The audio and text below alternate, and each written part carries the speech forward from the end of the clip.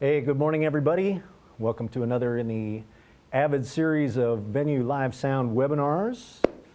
Can everybody hear me okay? We always start right there. Let's make sure everybody can hear us all right. If you can, please find the chat window and type in a yes response or something like that to let us know that you're there.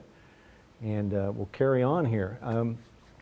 Kind of an exciting day for us here at Avid because this morning I'm going to introduce you to a new product that we're releasing called SC48 Remote. So you'll actually get a chance to help us celebrate all the hard work that's been done over the past few months and everything that went into that project. We're looking forward to it. In addition, I'm going to run you through some enhancements to the Venue software, some of which are a direct result of the SC48 Remote, but others will impact the entire Venue line, and that's always exciting as well. Everybody kind of gets some goodness from a new product that comes out. So with that in mind, let's kind of get going. We'll get right into it. We got a lot to cover today, so let's jump right ahead here. All right, so here's what you see here is the Venue SC48 Remote package. It comprises of two parts and pieces now. As you can see, we have the control surface, as you can see in the foreground, but also a remote I/O box called Stage 48. So you can see that there. So your SC48 system is going to comprise of at least two pieces there if you're in the SC48 Remote model. Okay? So let's take a look at maybe the basic configuration. If we kind of scoot around behind the console, what you see on the screen is really the basic configuration of SC48 Remote. And note that we've actually got 32 remote inputs now. The remote stage box is going to carry 32 of those inputs. And we also have 16 outputs located in the Stage 48. As well, we have left 16 inputs located locally in the SC48 control surface. But you know, kind of as you can probably already start to imagine, there's really a number of different configurations that are going to be possible with this system. So I'm going to run you through as many of those today as I can get you through, as much as time allows, that's for sure. So let's carry on. You know, let's just say that we wanted to lay out our system a little differently than the basic configuration. Certainly one of those possibilities is going to be to locate all 48 mic line inputs remotely into the stage rack. And as you can see there, we only have enough slots in the stage rack for 3 cards to go in there. So if we fill it up with inputs, you might be asking, well, what do we do with our output card? Well, we could certainly continue to use the output card locally. You see the 16 analog I/O up in the top there at the console. But we could also add a second stage rack if we wanted to do that and take those outputs and move those down to the stage as well. So now we have an entirely remote architecture here. We have the SC48 local to our mixing position, but we have the other devices down at the stage level or the remote level. Maybe they're in a machine room, wherever you want them to be. And we have the full complement of 32 or 48 by 16 located remotely. Now, that's not to say that you couldn't have outputs local to the console as well. You could certainly add a second output card to that local area and have outputs locally there. So here you would have obviously 48 mic line inputs remotely located, 16 analog outputs remotely located, and 16 local to the console. But if you're using ANET, et cetera, you know, you might want to actually put your ANET card down at the stage level or the remote location as well. This probably makes the most sense in most applications where you're using Aviom, just simply because it puts it closer to the set of mixers that are on stage. So, you know, this gives you the ability to get all of your I/O out to the remote location, closer to its sources, et cetera. You're going to suffer all the benefits of that remotely located preamps, et cetera. You get all the benefits of that digital snake, where we get microphone sources much closer to the preamp, and we all know there's some audio goodness that comes from that. But you know, if you look at you know, the traditional SC48, sometime back we released another I/O card for it that actually is going to play a key role in SC48 Remote concept here. So Let's take a look at what that means to us as well. If we were to add an I/O16 to this package now, that also gives us the ability to have some local I/O at the console, as well as having 48 mic line inputs remotely located and our 32 outputs remotely located. All right, so it's going to give us a lot of flexibility, and we're going to cover some of those concepts here coming up. So let's take a look at a few of those and maybe talk about how we might want to integrate the SC48 remote with some third-party devices to help us out a little bit. So as you can see here, we've kind of gone back to our basic package. We've got 32 inputs located remotely, 16 outputs located remotely, 16 mic line inputs located at the console, and we have the IOX card installed. So with that, probably the workflow that I've seen that would require something like this the most would be in churches or in TV production sometimes. A lot of places where you might be mixing front of house and monitors from the same location. So, it's pretty advantageous at times to have all your RF sitting right next to you. You might want that at the console area. So this gives you the option to have those mic line inputs local to the console, plug in your RF mics out there into the mic pre's, and still have 32 inputs of it on stage. In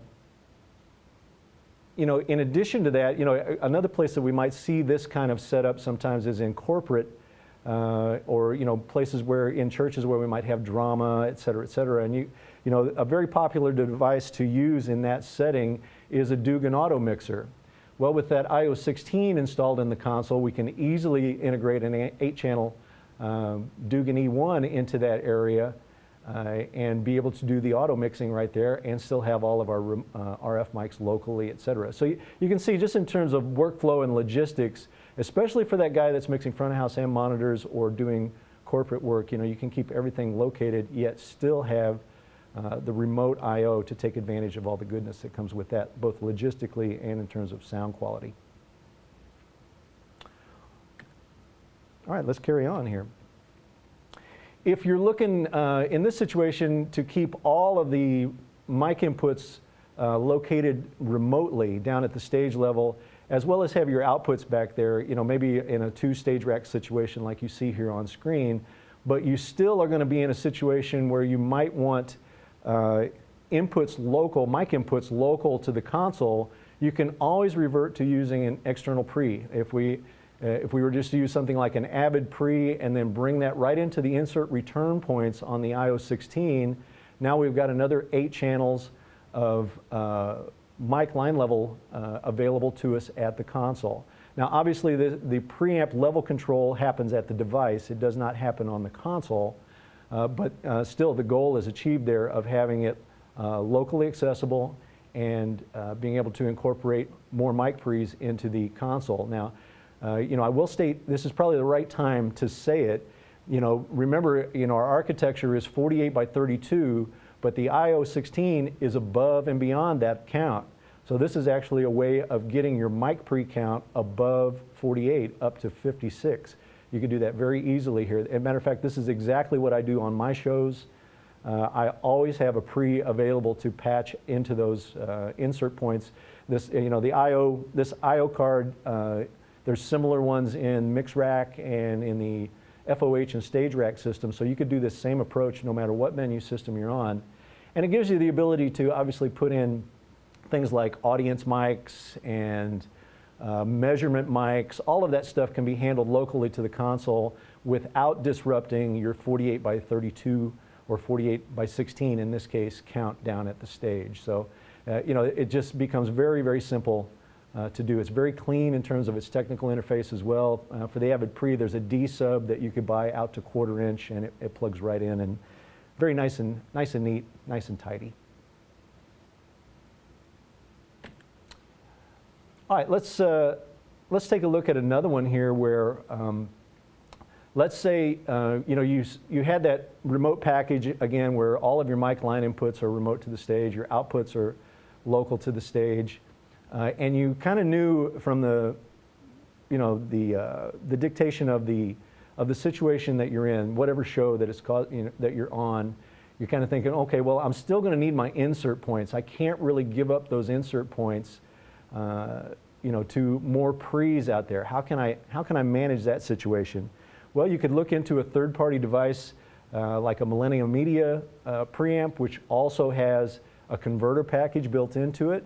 They offer that as an option where you're not only preamping, but now you're converting to digital in the same device, and bring that in the AES inputs on the back of the console.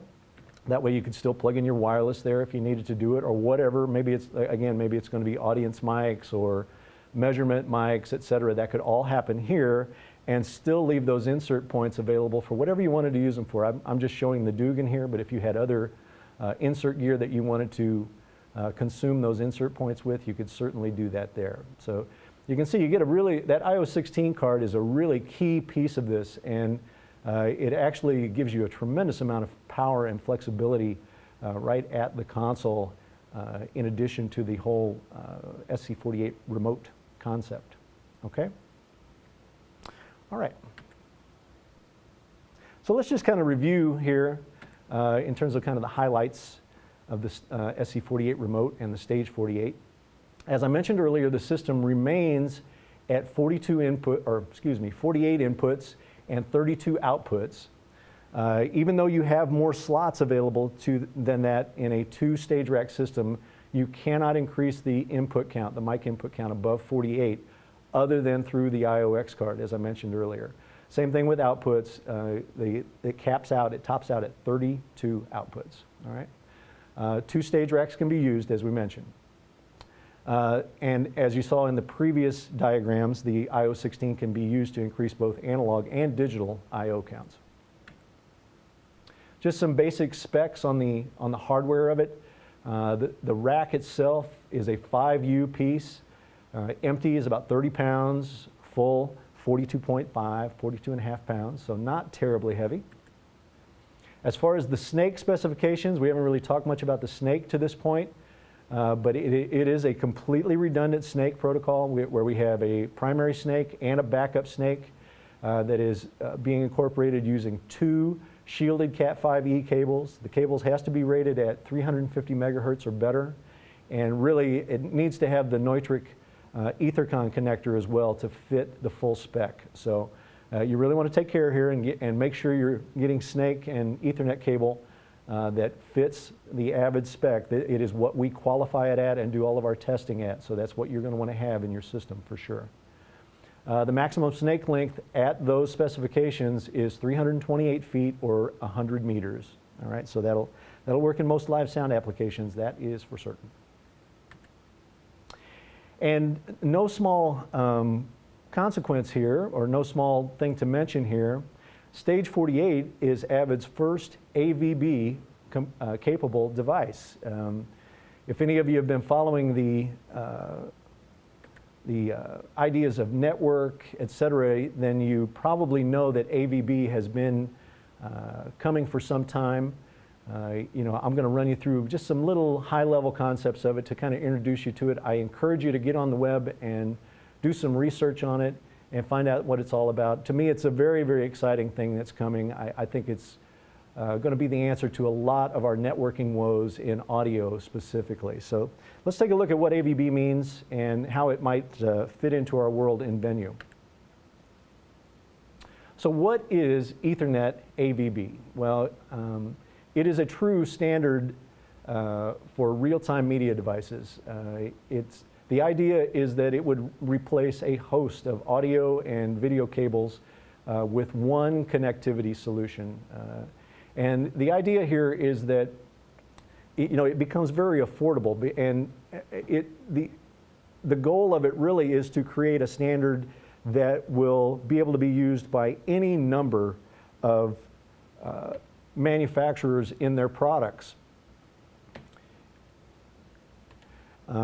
Primarily the goal there to be able to keep the cost down. One of the challenges we have with current networking is that really to some degree they're all creating little islands. It's not near as ubiquitous as we want it to be.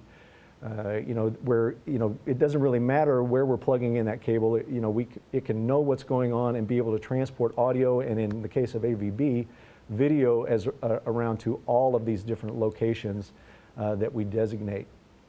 The power of ABB will be that it will also exist in the consumer market, it may exist in the automotive market, etc. So that will keep the cost down. It will also ensure that it's around for a long, long time. And to me, the most promising aspect of it is that an organization like IEEE is the one actually setting the standard.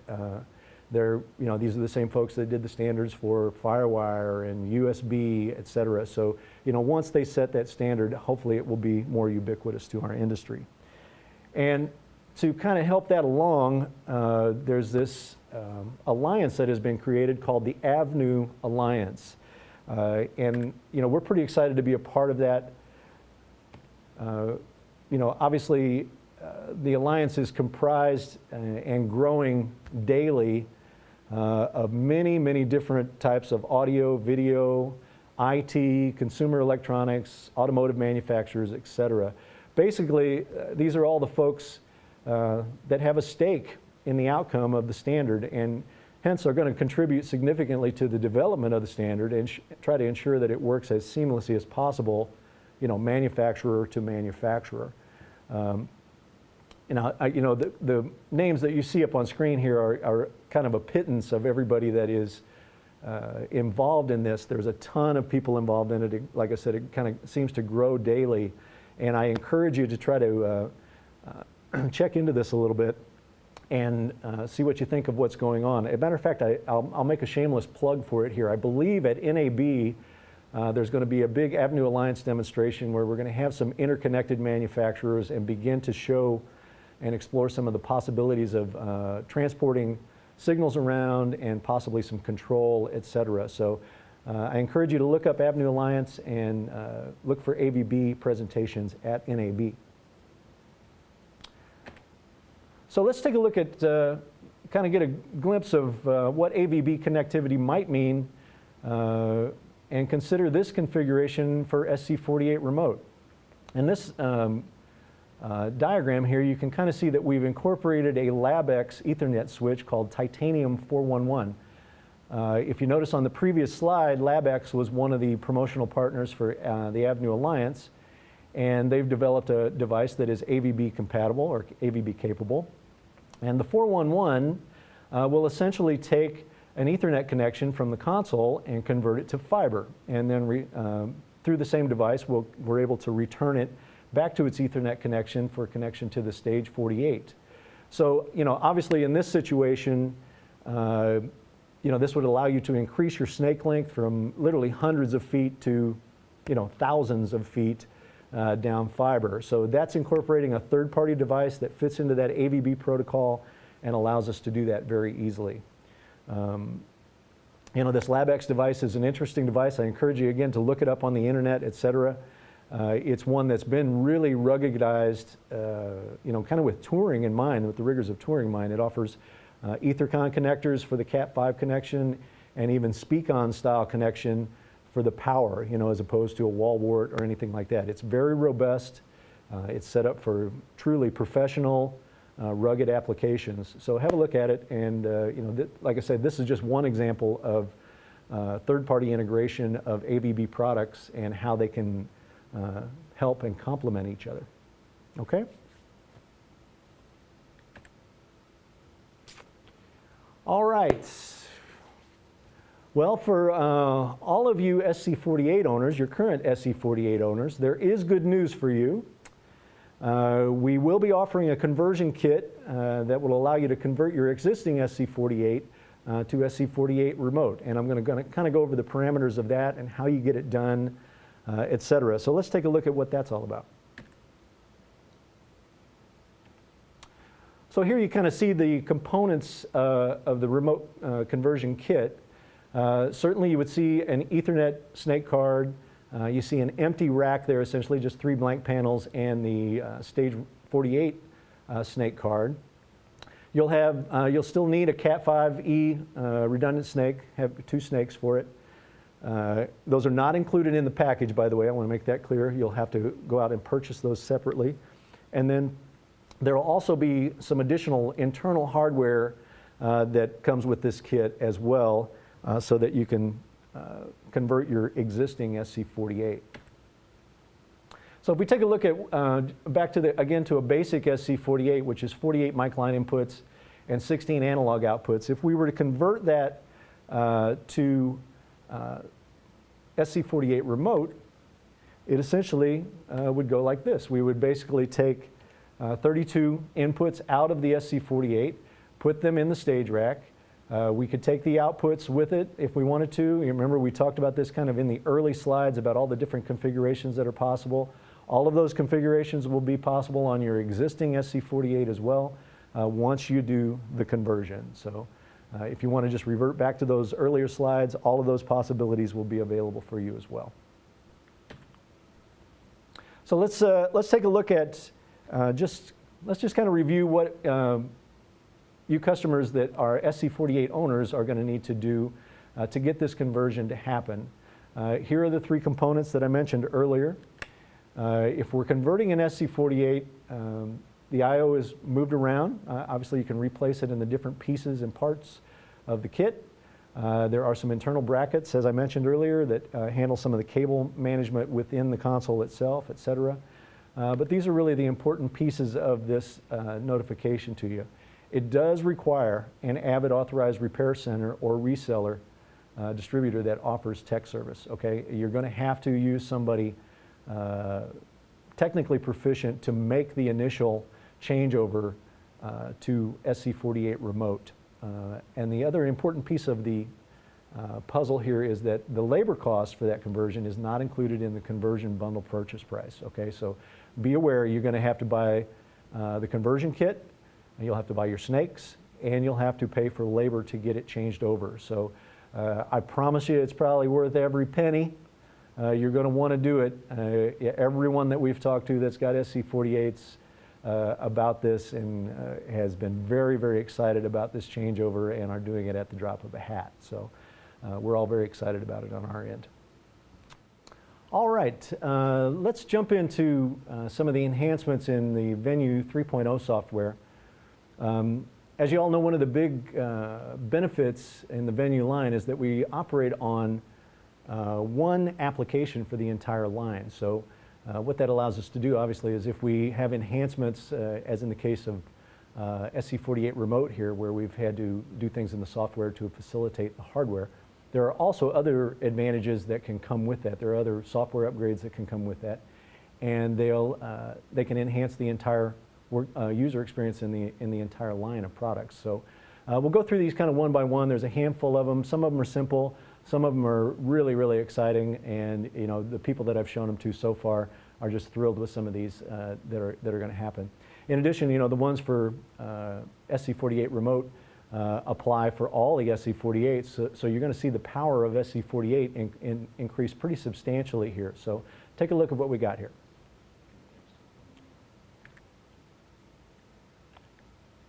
So let's start for SC48. We're going to move up the amount of processing channels to 64 channels.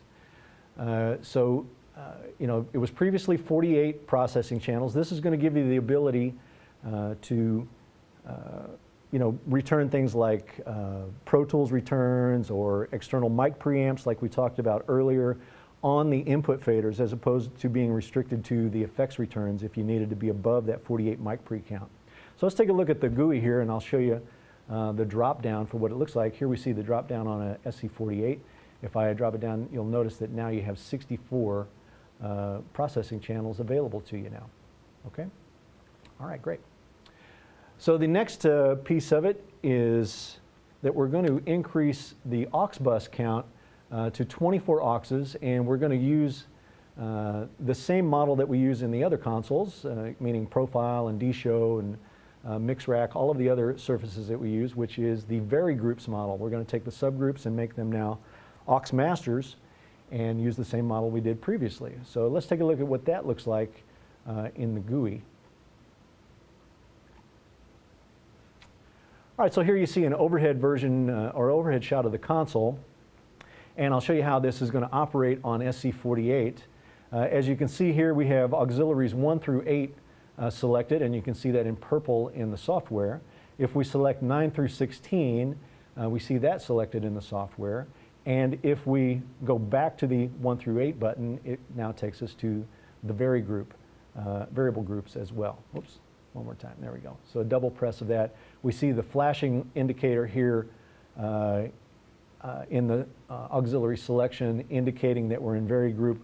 We also have a flashing light here, no different than we do on the other consoles, which indicates that we're in vari group mode as well. Okay? So again, it's 1 through 8, 9 through 16, 17 through 24. Okay? All right, let's carry on.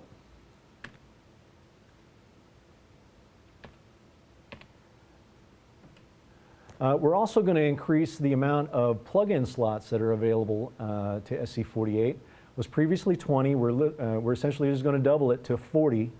What we've found through SC48's time out into the world a little bit is that guys are not necessarily running out of DSP processing, which was kind of our concern when we released it with 20 slots. We wanted to make sure we weren't setting folks up for trouble in terms of running out of DSP. But with all of the manufacturers out there that are releasing multi-shell, et cetera, they're very DSP efficient. So we regularly see users that have SC48 fully loaded with plug-in processing and could actually have room for more. So we've increased it to 20 slots. Let's take a look at the GUI. All right, so here you see the plug-in window, and you'll notice even though I'm on an SC48, I can scroll down now, and we have a full 4x10 system here, 10 slots, 4 racks wide for 40 spaces. Okay. All right, let's head back to the PowerPoint. For mix rack, this is another one of those advantages that comes now with the new software. For Venue 3.0, we're actually going to up its processing count to 80 channels. It was previously at 64, but we're going to move it up to 80 channels to give guys more capability to use those input faders for things other than mic pre's. Okay. All right, let's get on down to some of the benefits that are going to come in Venue 3.0 to all of the consoles. This affects the entire line once they move up to 3.0.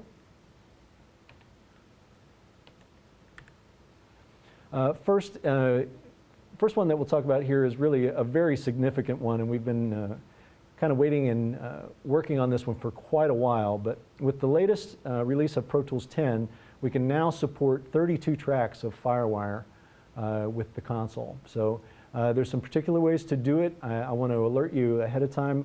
The drivers did not necessarily come with the Pro Tools 10 software. You have to do an upgrade of firmware to the FWX card in your console, and that firmware upgrade does not happen with the Venue 3.0 upgrade. So even though you've upgraded to 3.0, if your firmware is still at 1.0 for the FWX card, you'll need to upgrade that as well. So let's take a look at how that happens. Let's go back to PowerPoint, Gabe, and I'll show them this.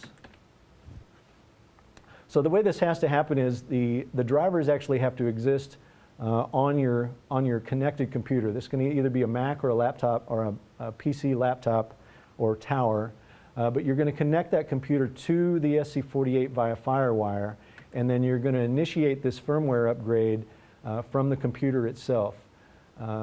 These drivers are readily available on the web. We can pull up a link for you. I believe we'll be able to pull up the link for you to get you to them. At any rate, they're going to be part of the 3.0 upgrade package and will come with the software. All right, but you do need to run this in order to see the 32 tracks and make them available. Let's go back to the GUI real quick, and I'll show you what it kind of looks like there. If we go to the patch bay and we look at Pro Tools now, you'll notice that the FWX here in Pro Tools now is 32 channels wide. We can actually bring in inputs or outputs in 32 channel mode. If we go to the devices page and we right click on the FireWire area, we'll be able to see the firmware version here. So if you can notice, this firmware version is 2.5, which is what it needs to be able to be to be able to support 32 tracks of recording. If you were still at 1.0 here, what you would see in the patch bay is only 16 channels. The 17 through 32 would be grayed out until that firmware upgrade happens. So just be aware that even though you upgrade your software to 3.0, there is an additional firmware upgrade that has to take place for you to experience the 32 tracks, okay? All right, let's carry on to our next one, next little bullet here. Whoops, sorry. Another one that is kind of neat to go through is auxiliary names now appear in the inputs display. So previously, these aux names did not appear, or they only appeared on the console, and you know, it was kind of, I don't want to say counterintuitive, but it was just a little hard to follow and make the connection between the GUI and the console. So we've cleaned this up. We had a lot of requests to do this. So take a look at what we got here now. If you notice in the aux from the GUI here, if you can see it here, the names of the actual auxiliary are listed at this point of the console. Now, previously what we displayed there was level, and if you have your mouse over the encoder here, it will show you the level that encoder is sitting. And as you turn it, you will see level. But as you let off of it or move your cursor away from it, it's going to display the name that you've typed into the actual aux, okay? So it'll add one level of connection between what you see on the screen and what you see on the console. I think this is really going to help some guys out. So a lot of excitement about that one. All right. Our next one is that we've now integrated the high-pass filter to an EQ copy and paste and the presets. Now, this is kind of one that's happened as a result of, you know, really kind of being in the digital world. You know, when we're in analog, more often than not, the high-pass filter is a function of the preamp design, but it doesn't necessarily have to be that way in digital.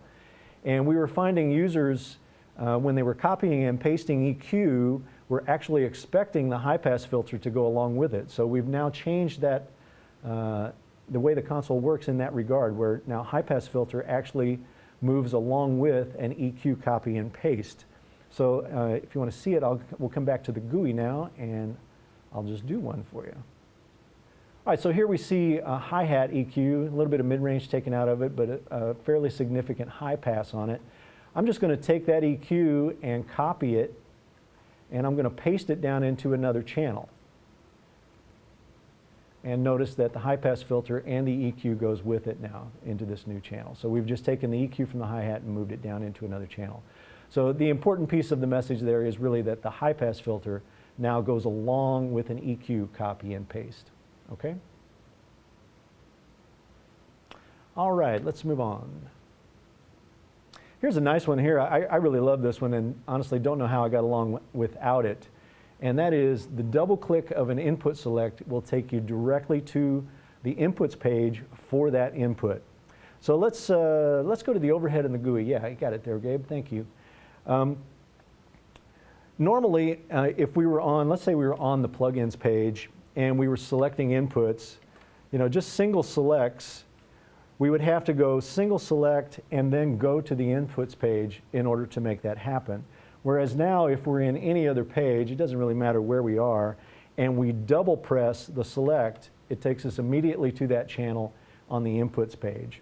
So we can be anywhere and navigate directly back to a selected channel on the inputs page. Once I got used to operating it like this, I was just like, wow, how did I ever have this without this? It's so much faster now, and way less arm and hand movement operating the console. So that's a pretty cool one. All right, let's go to our next bullet. This is another one that I've demonstrated for a lot of users around the world, and they get really excited by this one for some reason. But you know, it is a pretty cool one, and it is logical, and we finally have it now on the console, and it revolves around how to clear a multi-selection. Previously in the past, if you wanted to multi-select, let's say we multi-select a bank of inputs, either by mouse or whatever. Maybe we do it individually. We could hold down multi-select and select multiple channels. Didn't matter how you do it. If you wanted to deselect that multi-selection, it required the selection of an input outside of the selection to clear it. Now, this was all fine and good unless you had everything selected. Let's say you selected all inputs. Well, now I've got all inputs selected. How would I deselect? Well, the only way to do it was to hold down multi-select, deselect one channel, and then reselect it to clear it. So as you can see, it got very messy and very convoluted. It was hard to do under pressure, etc. But we've made that very, very simple now. So if you selected a number of channels, the way you clear it now is just simply by repressing the multi-select button, and that clears it, regardless of how many channels are selected. So here we have all inputs selected, and I'm just going to clear it by pressing the multi-select button. So just a little housekeeping there, one that we want to definitely try to make it easier and requiring less thought for you to actually operate the console. Let's go to our next bullet. Here's another exciting one. This user button, for you guys that are familiar with the console, has existed for a long time on the console. And we've been reserving it for some neat functionality coming up in future revisions, which we have not done yet. But there's been so much demand by the user base to be able to use that user button for tap tempo, as well as other things. And we thought, well, let's open up the events list to that user button so that you can do some programming on it. So let's go back to the GUI. We'll take a look at just building an event using the user button. So I've already got it built in here, but I'll show you how it works. For you guys that are familiar with building events, you'll understand really how easy this is to do. I've just created a new event called tap tempo, and obviously the action will be tap tempo. But what we're going to use to initiate the action is the user button, and it just simply shows up in the drop-down menu now for the events right here. So now you would just select the user switch, and you'll be able to do tap tempos for your plugins that are set up to receive tap tempo. So I'm going to tap one out here. You'll see the tempo appear here. You'll see the tempo change here on the device as well. Right? So we're just using that on the user button. And really the kind of the gold that comes from that, especially on SC48 and Profile, where we have dual purpose mute groups and function switches, are that I don't have to lose sight of my mute switches now to do tap tempo. Previously, we would have to switch over to function, do the tap, etc., to get the time, and then maybe switch back to mute groups. And it could end up being a lot of moves that you're going to do over and over throughout the night. Whereas here now you can kind of leave it on mute groups, assign that button down to the user, and do all your taps right here. So very handy, and it cleans up the workflow a lot. All right, let's go to our next bullet. All right, now we're going to do probably one of our more exciting ones. And again, this one comes high on the demand list from the user base in regard to just how we actually manage processing channel placements on the console. So let's go explore that on the GUI and the console overhead shot here. So you can see in this situation, I've got a number of channels. Let me take you to the patch bay here, then I'll be able to explain it a little better. This is from a show file where we're actually mixing front of house and monitors on the same console. And as you can kind of see here, we've taken some channels, some strategic channels, and we've created duplicates of it. For instance, we've created a duplicate of the kick output or kick outside mic, the snare top, the hi-hat, the overheads. If we go down, there's others as well. We've created a duplicate of the guitar, of the bass, etc. And those inputs would be used strictly for monitors, while the source inputs would be used strictly for front of house. That way we have discrete inputs for front of house and monitor mixing. Now the challenge with doing it as it's laid out right here, as we go back to the input side, is that we've got monitor channels interleaved all throughout our front of house channels. So in terms of workflow, this would be a difficult thing to do. It would be very easy to get mixed up, etc., where in fact what we want to create is a front of house console, and then maybe on another layer have our monitor console built. So we want to be able to get to those two things quickly and know which world we're in at any given time. So let's use the drag and drop feature now to relocate those channels and get them in a more kind of secure and easier to use position, okay? All right, so we're going to go back here now, and as you notice, I'll point them out here kind of on camera as well. Here's all of the M channels that we would have, all those monitor channels that we would have. If we went down to the second bank, they're kind of all over the place, and we want to collate those down into an area of their own on the console. So I'm going to use multi-select, and I'm going to select all of these quote-unquote M or monitor channels.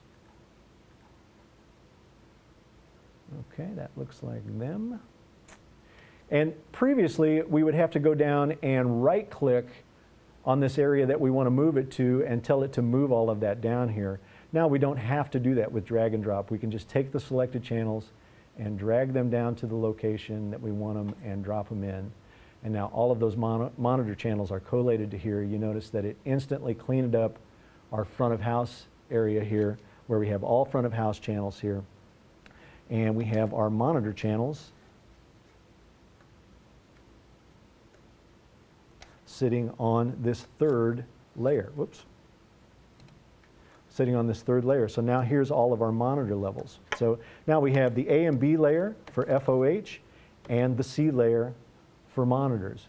If we wanted to push those even down farther, if we wanted to put them in the D layer, if we wanted to move those on down, then we would multi-select however many channels we want to move it down. So in this situation, I want to move it 16 locations.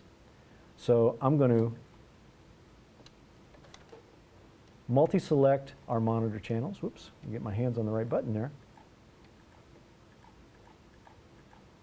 And I'm going to right-click and say Insert Blank Strips. And notice it's inserted 8 blanks there. I'm going to insert another set of blank strips. And now notice that my monitors are on the D layer. I have A and B for FOH, C is blank, and D is my monitor layer. So just that quick, we've kind of moved the entire architecture of the console around and been able to really clean things up very, very simply. Okay?